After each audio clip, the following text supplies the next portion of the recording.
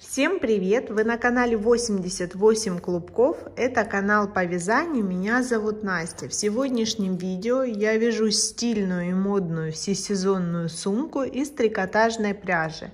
Для себя вы можете остановиться на любом материале, будь то шнур или джут. В данном видео я поделюсь с вами расчетами рядности и количества петель и, конечно же, озвучу все размеры в сантиметрах.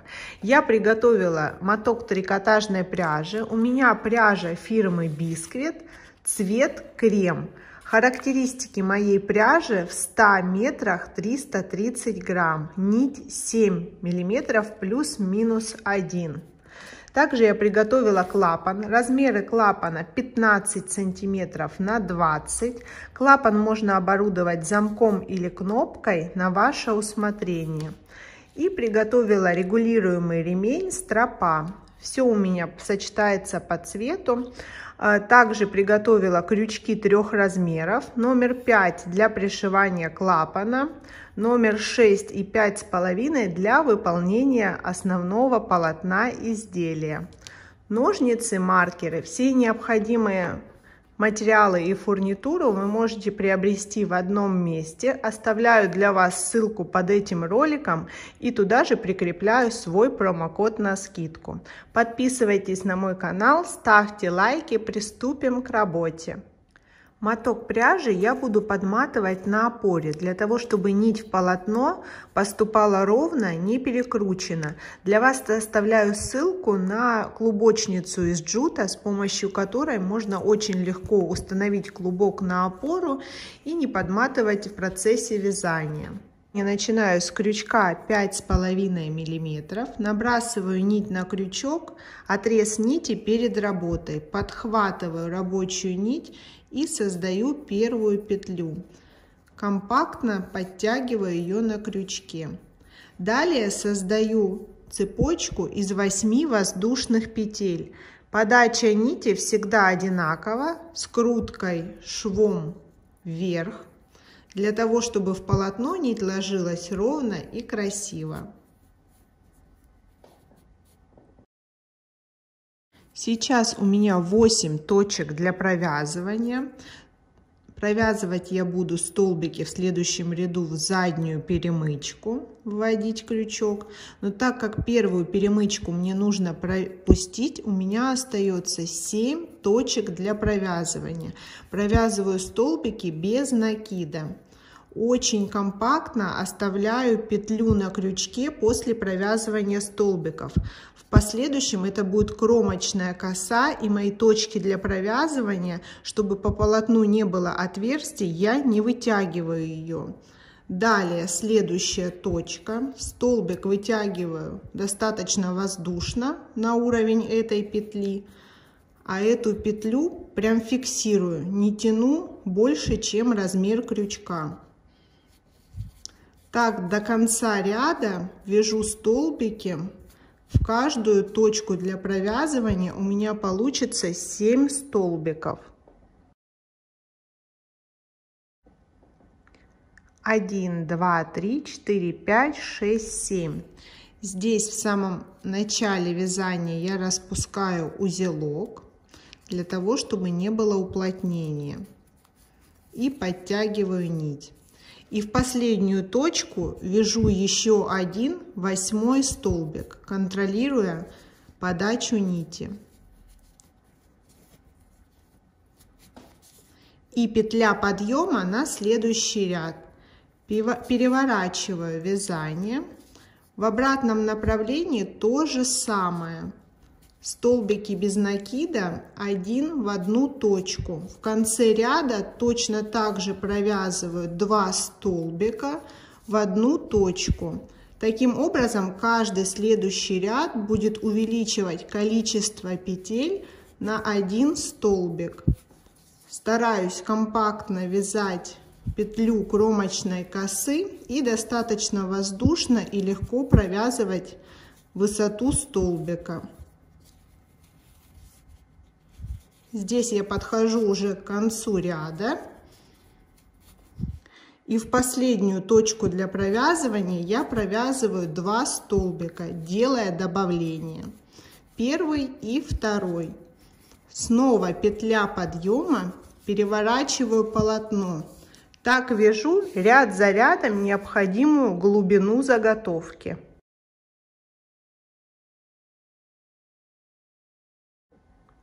Я провязала 8 рядов и заканчиваю последний 8 ряд, провязывая в последнюю точку не 2 столбика, а 3, для того, чтобы осуществить поворот по трапеции на обвязку, на остром ее углу. Вот, обратите внимание, у меня получилась трапеция с коротким основанием и длинным вторым основанием. 3 в одну точку, далее по столбику напротив каждого ряда. Точно так же очень компактно кромочная коса и воздушно-объемно столбик. Далее точка для провязывания напротив следующего ряда. И так напротив каждого ряда провязываю столбик, двигаюсь к следующему углу трапеции.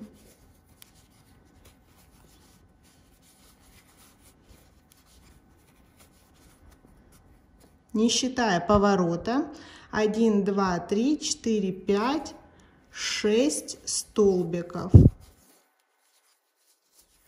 Далее угол. Нахожу кромочную косу этого угла и провязываю в эту точку 2 столбика для плавного поворота.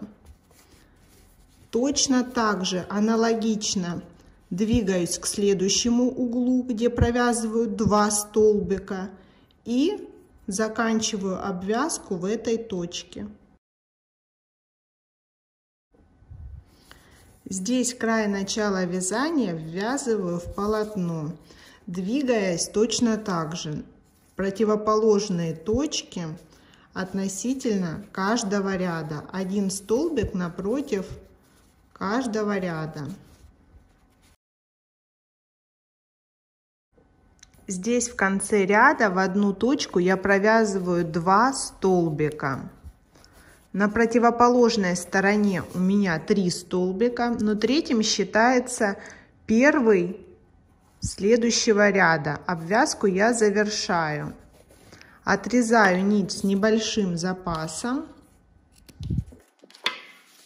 вытягиваю, ввожу крючок в первую кромочную косу последнего ряда детали, увожу ее туда наизнанку и возвращаю в исходную петлю, тоже уводя наизнанку. Точно так же по этапам видео я вяжу вторую деталь точно такого же размера и рядности.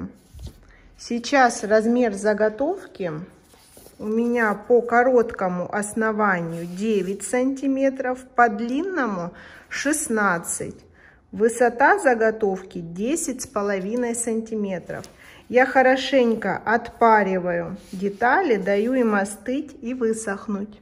Также важно обратить внимание, что количество стежков по кромке должно быть одинаково на первой и на второй заготовке. Я проверяю, чтобы у меня также зеркально совпадали эти стежки. Вершина по трапеции с одной стороны и подхватываю вершину по трапеции с другой стороны.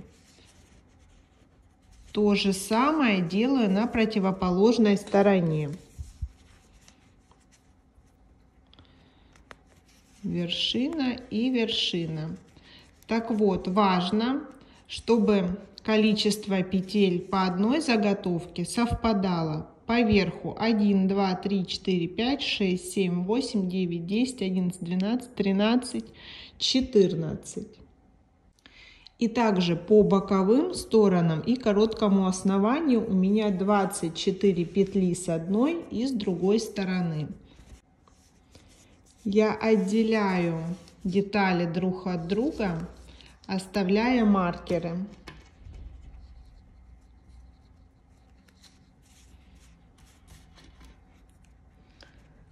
Готово.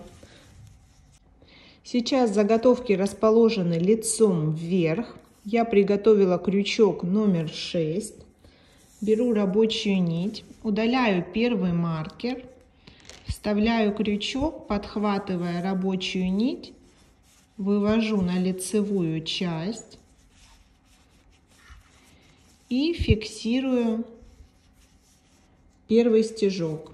Его я не считаю, помимо него провязываю 5 воздушных. 2, 3, 4, 5. Готово. Теперь с этой стороны удаляю маркер, вставляю крючок с лица на изнанку и фиксирую соединительной петлей. Детали я соединила.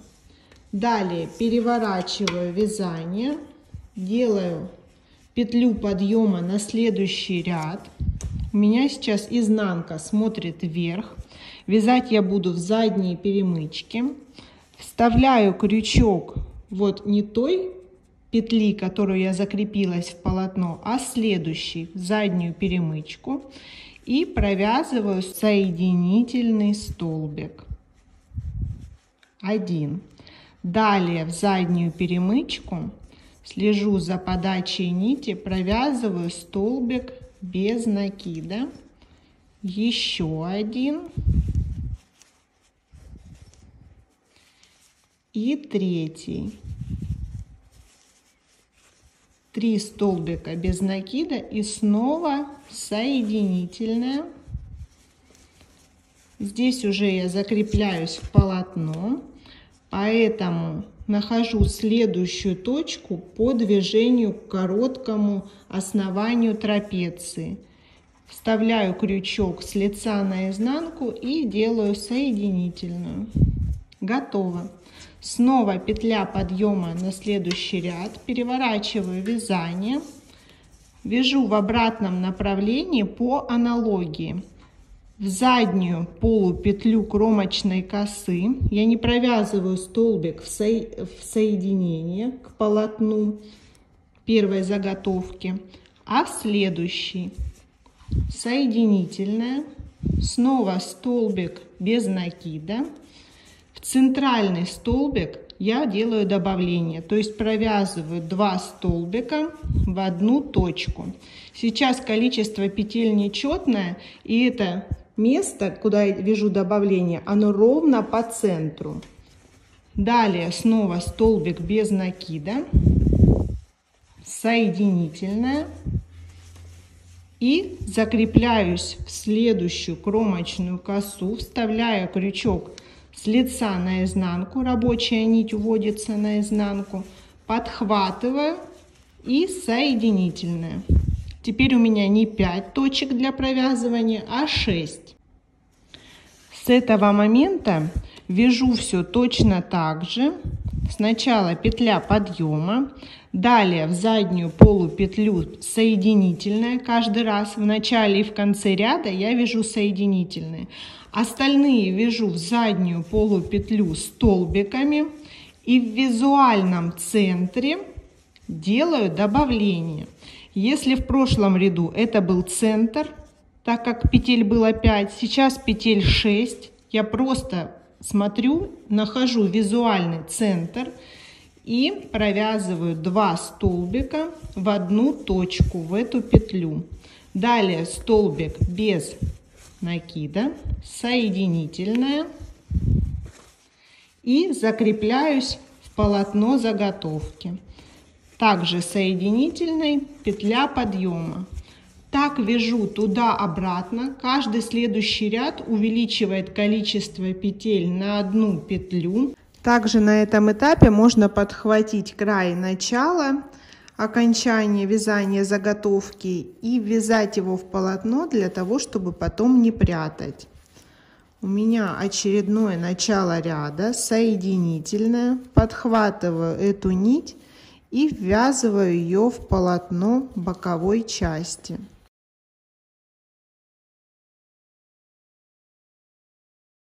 С каждой стороны я задействовала 8 точек привязки боковины к полотну. 1, 2, 3, 4, 5, 6, 7, 8 с одной стороны. И здесь точно так же. 1, 2, 3, 4, 5, 6, 7, 8. От 8 до 8 точки я сделала последнее добавление. Поэтому нахожу точно так же симметричные точки с этой стороны по короткому краю трапеции. 1, 2, 3, 4, 5, 6, 7, 8. Маркирую с одной и с другой стороны. 1, 2, 3, 4, 5, 6, 7, 8. Далее я буду вязать без добавлений и убавлений до этих маркированных точек. Здесь вы можете отрегулировать глубину изделия, связать еще пару рядов с добавками, сделать как у меня или сделать менее глубокое изделие. Я делаю петлю подъема, соединительную и продолжаю по аналогии вязать без добавок. Сейчас у меня в ряду 18 точек для провязывания вместе с первой и последней соединительной. Я навязала глубину сумки и дошла до маркеров с обеих сторон. Следующий ряд будет первый от маркера до маркера, и в нем я начинаю делать убавление. Подъема, переворачиваю в обратном направлении. Первая соединительная, далее столбики без накида. В визуальном центре в 2 петли буду делать убавку. Маркирую первую петлю и вяжу до маркера. Здесь удаляю маркер, вставляю крючок в заднюю полупетлю кромочной косы, в первую, во вторую и провязываю 2 петли вместе. Далее по аналогии. Сейчас я вяжу ряд за рядом, уменьшая симметрично вторую часть сумки. Должно получиться точно такое же гармоничное закругление. Мне осталось провязать последний ряд для общей симметрии. Здесь маркированная точка и с этой стороны. Итак, я продолжаю тот же узор, соединительная, столбики, соединительная, и уже переходя к обвязке делаю соединение к полотну в маркированную точку. Соединительный столбик. Далее прохожусь обвязкой по краю за полную косу кромки, вставляю крючок в обе дужки и провязывая соединительный до этого момента. Я осуществила обвязку по одному краю, и здесь сейчас буду намечать, куда пришьется клапан. По клапану 14 отверстий. Здесь точек привязки у меня получается больше, но я ориентируюсь на первую и последнюю точку и маркирую эти точки с одной и с другой стороны. Первая будет здесь, и последняя будет симметрично на противоположной стороне. Здесь при пришивании я подхвачу воедино точки, которые еще не подключила, но они были у меня маркированы.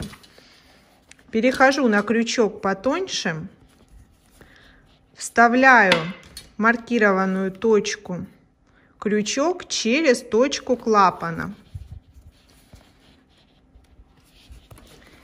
и прохожусь соединительными.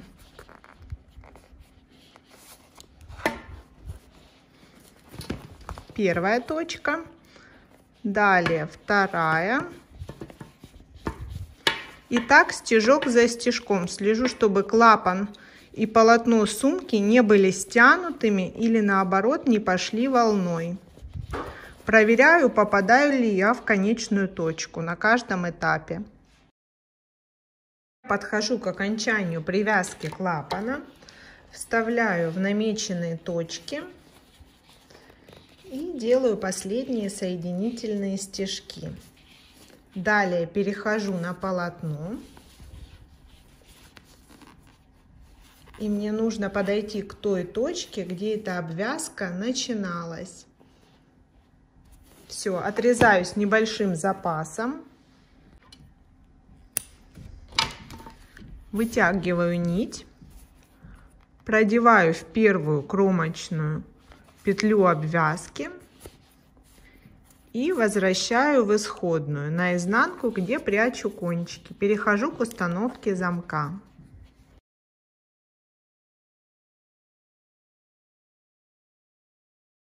Мне потребовался ровно моток пряжи. С остатка ниток можно выполнить аксессуар или брелок к сумочке. Ссылку на плейлист с аксессуарами к вязаным сумочкам оставляю для вас в описании под этим роликом. Изделие получилось очень компактное, но при этом вместительное. Можно вшить подкладку с кармашком, что увеличит ее функционал. При этом она дополнит любой образ. За вами только выбор цвета пряжи и фурнитуры. Подписывайтесь на мой канал, ставьте лайки, будет много интересных видео. Всем пока!